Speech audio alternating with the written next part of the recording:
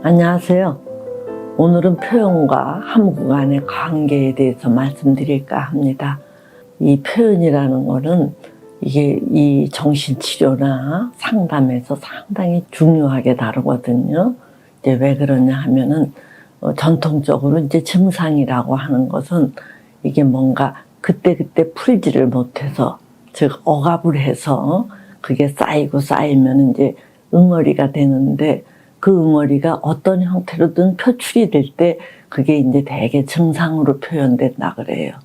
그러니까 뭔가 이게 이제 배설되지 못하고 되게 이제 속상하고 억울한 것들이죠. 그런 게 이제 누적이 되면 그게 이제 깡아리진다 그러죠. 응어리가 되어서 그 자체가 너무 힘드니까 이제 다른 쪽으로 터트려요. 그게 이제 일종의 이제 증상인데, 증상의 종류에는 뭐 수십 가지, 수백 가지가 있죠. 사람마다 다 기질이 다르니까 그거를 표현하는 어떤 형태도 다 조금씩 다른데, 어쨌든 증상이라는 것은 이게 뭔가 응어리를 견딜 수 없어서 표출한 건데, 문제는 처음에는 이제 이렇게 표출을 하면 속이 시원하고 이거를 피할 수 있어서 좋은데, 문제는 이게 이제 도리어 그 사람을 더 이게 힘들게 하고 또 방해를 하고 하니까 이 증상, 이제 이 자체 때문에 더 고달퍼지는 거예요. 그래서 이 증상을 이제 제거하기 위해서 어떻게 해야 되느냐 하면은, 이제 그 사람에게 주파수를 잘 맞추는 상담자가 이제 그 사람이 그런 것들을 조금 더 부드럽게 자유롭게 표현할 수 있도록 이렇게 이제 자꾸 이렇게 말을 깔아주지요. 그러면 이제 처음에는 쭈삣쭈삣하거나 억압이 심해서 엉뚱한 얘기를 해도 자꾸 누군가가 자기 마음을 헤아리고 또 지지하고 이해해주면은 이제 더 이해받고 싶은 마음이 이제 발동이 되니까 자기도 자꾸 이렇게 얘기를 하게 되어요. 즉 표현을 하게 되면은 그만큼 증상이 조금 누글누글해진다 이렇게 보거든요. 이 관계는 이제 시소 관계와 똑같다고 해요. 즉 표현이 많으면 많을수록 이 증상이라는 것은 이제 좀 풀리고, 또 표현을 억압하면 할수록 증상이라는 게 더 이제 단단해진다 이렇게 얘기가 되거든요. 자, 그래서 이런 정신치료나 상담에서는 이 표현을 자꾸 이게 하도록 이제 촉구를 하지요. 그래서 일단 상담자에게 표현해보고, 이제 그거를 조금 더 확대해서 주변 믿을 만한 사람에게 자꾸 표현을 하고, 그렇게 하다 보면은 이제 언제 어디서고 과도하게 이렇게 외면하듯이 억압하는 게 풀려서 정신 건강에 참 좋다. 좀 자유롭고 당당하게 자기 할 소리를 하고 산다. 이제 이렇게 여기는 거예요. 자, 그래서 저도 이 자기 표현을 좀 해라. 그때그때 자기 솔직한 감정이나 생각을 얘기해봐라. 이렇게 이제 늘 강조해 왔는데, 요즘에는 이게 조금 문제가 되지 않을까 이런 생각을 해요. 그러니까 이제 뭐든지 과하면은 부작용을 낳지요. 그래서 표현이라는 것도 그런 것 같다는 얘기예요. 자, 이제 이 얘기는 무슨 얘기냐면은, 유교가 상당히 우리 사회의 핵심 문화로 자리 잡을 때에는 이 절제, 억제, 이 표현을 이제 못하게 했던 시대인데, 현대 사회는 그렇지가 않잖아요. 이게 이제 굉장히 표현하는 게 장려되었다는 얘기예요. 자, 그러다 보니까 요즘에는 너무 많은 사람들이 이렇게 따박따박 말을 한다 그럴까? 나 잘났다, 내 중심이다, 뭐 이런 식의 태도를 보여서 문제가 되는 경우들이 심심찮게 있더라고요. 조금 오래된 이야기이긴 한데, 이제 어떤 그 노부인이 저를 찾아와서 참 우리 집안에 큰일이 났습니다. 그래요. 그래서 무슨 일이냐 그랬더니 자기 남편이 워낙 까장까장하다는 거예요. 좀 까칠하고 그러는데, 그래서 이제 자기를 비롯해서 애들도 길을 못 피고 살았다 그러더라고요. 아주 좀 고달프게 살았는데 어쨌든 이 결혼을 했대요. 아들이 결혼을 했는데 이제 자기 영감님은 그래도 이제 우리 가정에 문화를 익혀야 며느리도 우리 식구가 되니까 1년은 같이 살아야 된다. 또 고집을 피웠다는 거예요. 그것도 뭐 그 일리가 있는 얘기죠. 요즘에는 그게 많이 이제 그렇게 희석이 됐지만 그래도 이제 그게 또 나름 뿌리가 있는 이야기이기도 하거든요. 그런데 이제 이 며느리가 딱 시집을 와서 얼마 있다가 한 몇 달 지나서 시아버지 이제 생신 때가 된 거예요. 그런데 이 며느리는 뭔가 이제 이 집안 분위기가 서로 말이 없고 조금 무거운 게 깝깝했는지 이제 이 시아버지 생일 때 이벤트를 준비를 한 거예요. 그래서 뭐 조금 깜찍하게 반짝반짝 이제 이렇게 조금 활기를 불어넣으려고 이렇게 했는데 이거를 그 시아버지가 곱깝게 본 거예요. 그래서 이제 며느리가 이렇게 막 이쁨을 떨고 이렇게 하는데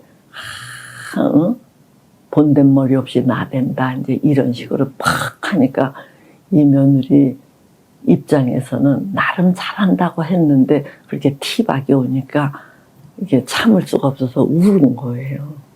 그러니까 자기 부인이 그렇게 우니까 마침내 이제 이 부인의 아들 즉 이 집의 며느리의 남편이죠. 이가 드디어 폭발을 한 거예요. 아버지는 연세가 드셔도 늘 이럴 거냐 막 그러면서 대드니까 이 영감님 입장에서 이것 봐라 이놈이 막 하면서 이제 집안이 정말 들썩들썩하게 됐다는 거예요. 그래서 지금 이게 참 이루 말할 수 없는 상황인데 어떻게 하면 좋으냐. 자, 그런데 제가 이야기를 들으니까 그 영감님은 영감님대로 노발대발했고 아들은 아들대로 이제 뿔딱서니가 나서 이게 뭐 남의 말을 들을 이거는 처지가 아닌 것 같더라고요. 그래서 한번 제가 며느리는 지금 뭐 참 이제 편치 않은 상태에 있긴 한데 가장 지금 속상하고 힘든 사람이 며느리인 것 같다. 그야말로 자불안석 아니겠어요. 그래서 며느리를 오라 그랬어요. 그래서 이제 이 며느리를 이렇게 몇 가지 질문을 하면서 이야기를 들었더니 이 며느리는 뭐라고 얘기를 하느냐면은 자기네 친정은 뭐 격의 없이 무슨 말이든지 막 다 하는 이 조금 수평적인 그런 분위기래요. 자, 그런데 시댁은 오니까 뭔가 이렇게 수직적인 분위기가 불편해서 조금 뭐 요새도 이러고 사나 조금 깝깝했다 뭐 이런 이야기를 하는데 그 이야기가 뭐 그럴 수 있죠. 그렇게 느끼거나 생각할 수 있는데 왠지 제3자인 제가 듣기에도 자기네 친정 문화는 아주 신식, 현대화가 된 거고 이쪽 시댁 문화는 고리타분하고 퇴치되어야 할 약간 그런 것처럼 이렇게 낮게 보는 거예요. 그래서 요런 점이 시아버지 눈에 포착이 된 거구나 싶어요. 그래서 제가 자 이제 이 며느리를 구슬렀지요. 응? 그래 네가 자라온 환경이 그렇게 하기 때문에 그거를 더 좋아할 수는 있다. 그런데 이쪽도 나름 이제 문화가 있는데 로마에 가면 로마법을 따른다고 자네가 결혼한 지 얼마 되었다고 그거를 바꾸겠다고 그렇게 나대다가 이게 벌침을 쓰였느냐. 그러니까 뭐 그녀가 생각하는 바가 틀렸다고는 보지 않지만 태도면에 있어서 조금 서둘렀다. 그런 거를 알겠느냐 그랬더니 다행히 이 며느리가 그걸 알아듣는 거예요. 알아들었어요. 그래서 이제 돌아가서는 자기 남편에게 이 며느리가 오히려 불찰이 자기에게 있었다. 시집 오면은 조금 이렇게 함구하고 조금 기다렸어야 됐는데 자기 딸에 잘하겠다고 너무 이렇게 나대다가 이런 일이 벌어졌는데 자기가 잘못했다고 일단 남편을 좀 구슬르고 그리고 남편하고 함께 그 아버님께 고개를 숙인 거예요. 그렇게 해서 가까스로 수습이 된 적이 있어요. 자, 이제 이 경우도 제가 이제 며느리의 그런 뭔가 거침없이 자유롭게 얘기하는 게 뭐 좋기는 하지만 그것도 때와 장소 이런 거를 가려가며 해야지 그거를 너무 일찍 터뜨렸다가 이제 그런 봉변을 당하고 만다는 얘기예요. 또 다른 예는 직장에서 이 상사랑 이제 꿍짝에 잘 맞던 어떤 여성이 있어요. 이 여성이 이렇게 제가 보니까 아주 센스도 있고 손도 빠르고 이게 민첩하더라고요. 그러니까 상사가 이 사람을 상당히 총애할 수밖에 없을 것 같더라고요. 그랬는데 이제 뭐든지 100% 좋고 100% 나쁜 게 없듯이 상사는 이 여성을 상당히 정말 총애를 했는데 이제 자기 수평적인 차원의 다른 동료는 이 사람을 아주 이렇게 뭔가 시기라 그럴까 조금 얄밉게 이제 여겼던 것 같아요. 그래서 뭔가 이렇게 조금 틱틱거리다가 마침내 두 사람 간에 언쟁이 생겼어요. 이제 언쟁이 생겨서 옥신각신하니까 상사가 어쩔 수 없이 개입을 이제 하게 되었는데 이 상사는 이 여성, 이제 자기랑 가깝게 지냈던 여성이 믿는 마음에서 그랬던 아니면 자기 나름 뭐 보는 게 있어서 그랬는지 몰라도 이 여성에게 야, 네가 조금 심했다. 그치? 그런 이제 선임자가 그러면은 그런가 보다 하지 뭘 그렇게 그 꼴을 못 봐줘서 그렇게 됐냐.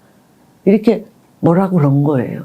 그러니까 이 여성이 이제 상사가 뭐 무슨 말을 할 때 아주 적절하게 적합하게만 말하라는 보장이 없잖아요. 그이도 사람이기 때문에 조금 뭐 핀트를 못 맞출 수도 있고 조금 과할 수도 있지요. 그런데 이제 상사가 그렇게 얘기를 하면은 다소 조금 속이 상하더라도 이제 그런가 보다 하고 좀 이 서운함을 감추고 있어야 되는데 이 젊은 여성이 그걸 못 견딘 거예요. 그래서 그 상사를 이제 찾아가서 따박 이제 자기 입장을 아주 쫙 설명을 했어요. 그러니까 이제 또 제가 이렇게 보니까 설명도 그 아주 요약해서 했다기보다 여성들이 좀 뭐를 묘사할 때 길게 얘기하잖아요. 그러니까 하여튼 시시콜콜한 거를 세밀하게 또박또박 얘기를 했나 봐요. 그러니까 이 상사가 이 여성을 조금 대바라지다고 여겼는지 아니면 질렸는지 어쨌든 이제 그다음부터는 이 상사가 거리를 두기 시작해요. 그러니까 이 여성은 그 상사가 자기 편을 안 들어줬다. 자기 입장을 헤아리지 못한 것 같다. 그래서 가서 따지듯 설명을 한 건데 오히려 상사가 더 거리를 두니까 이 여성으로서는 낭패아니에요. 그러니까 막 회사를 그만둬야 되느냐 말아야 되느냐 이렇게까지 이제 이 감정이 요동을 치니까 이제 저를 찾아왔어요. 그래서 제가 이게 뭐냐, 그래 상사가 100% 적중하지 않는 말을 할 수도 있다.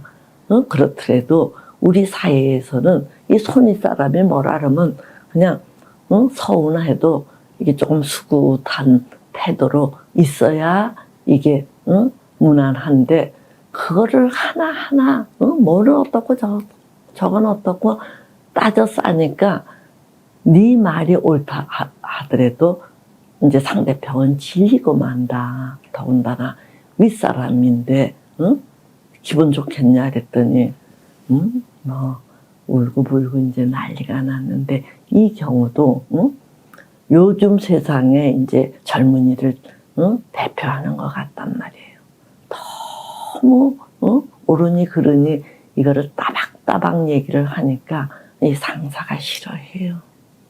무슨 말씀인지 아시겠죠? 이제 뭐 하나 또 더 이왕 나온 김에 하나 더 말씀을 드리면은 이제 부부가 이렇게 어디를 가는데 이 남편이 슬쩍 법규를 어긴 거예요, 운전할 때. 그러니까 이 부인이 발딱 뭐라 그랬어요. 그러니까 이 남편이 뒤로 물러서는 게 아니라 더 어깃장을 놓듯이 더 휙휙거리는 거예요. 그러니까 이 부인이 다른 것도 아니고 운전해서 이럴 수 있느냐 해갖고 노발대발 해갖고 이제 남편이랑 막 따따붙다 하니까 남편도 자기가 뭐 잘한 건 아니죠. 그렇더라도 이 부인이 그냥 넘어가는 게 없이 하나하나 다 그때마다 지적을 하니까 이 남편도 뿔따구가 났는지 얘기를 안 하는 거예요. 그러니까 이제 부인은 아니 자기가 뭘 잘했다고 뿔따구를 내느냐 이래갖고 또 이제 감정이 상해서 저한테 왔는데 제가 이렇게 듣다가 그래 그 남편이 바보가 아닌 다음에야 자기가 잘못했다는 거 틀렸다라는 걸 왜 모르겠어요. 다 아는데도 이 부인이 정치적을 하고 싶으면 에이 아이 또 요 정도만 해도 충분하다는 얘기요. 그런데 당신은 뭐 언제 늘 운전대만 잡으면 이렇다는 둥 여기는 뭐 이렇게 하니까 이렇게 하면 안 돼 뭐 이제 이런 식으로 그때 뭐든지 분명하게 얘기를 하니까 이 남편도 짜증이 난다는 얘기예요.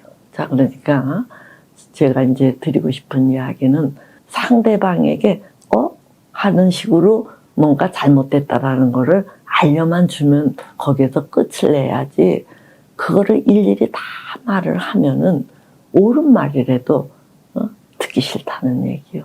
사람이 뻑뻑하게 보이고. 자, 그래서 저는 이제 옳고 그름보다도 가장 중요한 거는 우리가 더불어서 사는 이 태도예요. 더불어서 사는데 자기 표현을 너무 안 하면은 내가 찌그러지고 또 너무 자기 표현을 하면은 나는 시원할지 몰라도 상대방이 질려하거나 실증을 내니까 이것도 썩 바람직하지가 않아요. 그래서 표현을 하느냐 함구하느냐 어느 게 옳으냐 이 두 개만 갖고 따질 게 아니라 우리가 표현을 하는 것도 살기 위한 것이고 적절하게 함구하는 것도 조화를 이루기 위한 것이잖아요. 그래서 우리가 더불어서 살아가는데 이 표현이라는 것도 적절해야지 너무 적어도 안 되고 너무 많아도 곤란하다는 얘기예요. 예, 오늘은 여기까지 하도록 하겠습니다.